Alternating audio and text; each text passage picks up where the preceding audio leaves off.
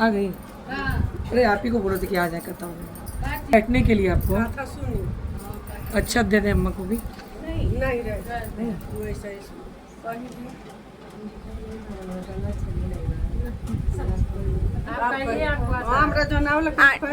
Aunty एक बार देखिए video हो रहा है। आए इधर देखो।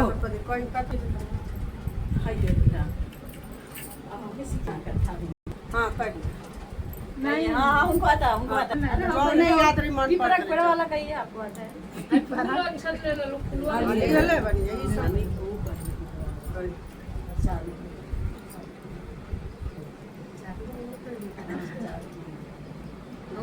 बूढ़ा माई मतलब एक थे रहली ने माता जी रहली ने उनकर एक थे पुत्र रहला है। तब पुत्र चल गए है विदेश कमाए। तो जौन बूढ़ा माता जी के जौन पतोई रहली ने उनके रोज बहुत खड़ी खोटी सुनावत रहा कि मतलब वो चल गई बड़ा कमाए, मतलब बुरा भला कहत रहे। तो ये जौन रहे माता जी जाके कुआं पर बैठ के रोज रोए। जब भी बोला इनकर पतोई जब परेशान करे तो जाके वही कुआं पर बैठ के रोज रोए। तो वही कुआं में से एक दिन एक ठे बूढ़ा माई मतलब यही संकटा माता बूढ़ा माई के भेष बना के निकलली और निकलनी तो पूछली बूढ़ा से, ए माता जी ये बताइए कि आपको कौन सा ऐसा दुख है जिसके लिए आप रोज आकर के यहाँ बैठ कर के रोती हैं। तो माता जी चुप थी, कुछ बोली नहीं। तो फिर वो मतलब जो बूढ़ी के भेष में आई थी संकटा माता, वो पूछी अरे बताइए। तो माता जी गुस्से में आकर झुझला के का पूछत हो, हम बताए तो तू हमारा संकट हर लेबू का। तो वो बोले कि हाँ बता करके देखिए हम जरूर हरेंगे। तो बताए कि मेरा बेटा है जो कि परदेश कमाने चला गया है और मेरी बहू मुझे रोज खड़ी खोटी सुनाती है, परेशान करती है, यही मेरे दुख का कारण है। तब वो जो कुएं में से निकली हुई थी माता जी वो बोली ठीक है, यही पास में एक जंगल है, वहीं एक मंदिर है संकटा माता का, वहाँ पर आप जाइए और उनसे कहिए है संकटा माता हम जो है आने वाले बृहस्पतिवार को बुधवार देवी आमंत्रित करेंगे, आने वाले बृहस्पतिवार को हम आपकी पूजा करेंगे अगर मेरा बेटा विदेश से वापस आ गया तो वहाँ से आई, वहाँ से मान उनके संकटा माता को घर आई। तो ये माता जी जो थी बूढ़ी माई वो पूजा पाठ की तैयारी करने लगी और सारी मतलब संकटा माता सारी सुहागिनों को आमंत्रित की अपने घर पर। उसके बाद से बुधवार को सबको आमंत्रित की, बृहस्पतिवार के सुबह में उसके बाद से वो प्रसाद बनाना शुरू की, लड्डू बनाती थी। तो 7 लड्डू जब भी वो बनाती थी तो वो लड्डू अपने आप 8 हो जाता था। तो बार बार वो मतलब उसको गिनती थी तो कहती थी हम 7 लड्डू बना रहे हैं 8 क्यों हो जा रहा है। तो बहुत परेशान हो गई। फिर वो माता जी आई अपना भेष बना करके कि आप काहे परेशान है, ये जो लड्डू एक्स्ट्रा हो जा रहा है उसके लिए आप किसी को आमंत्रित की हैं। तो बोली कि नहीं हम तो किए नहीं हैं। तो कहीं नहीं की हैं तो वो हम ही को आप आमंत्रित कर दीजिए, वो हमारे नाम से बन जा रहा है। तो जब पूजा स्टार्ट की जैसे ही ऐसे ही उनका बेटा जो है वापस आ गया।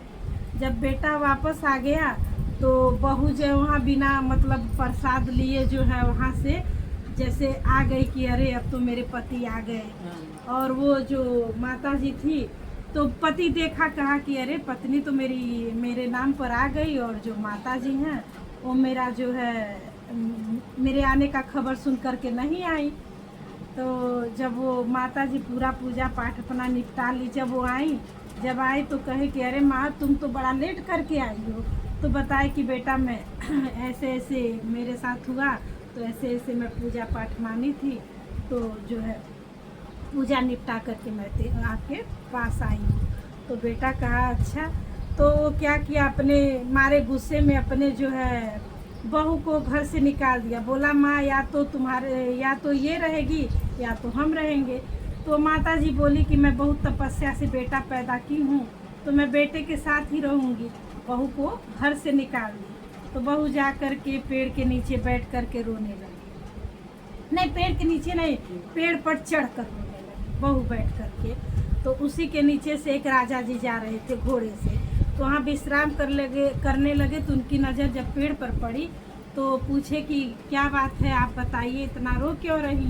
तो वो नीचे उतर के बताए कि हमारे साथ ऐसा ऐसा हुआ, इसलिए हम यहाँ रो रहे हैं। तो बोले ठीक है, कोई बात नहीं, आज से आप हमारी धर्म बहन रहेंगी और मैं आपका धर्म भाई रहूँगा, आप हमारे घर चलिए।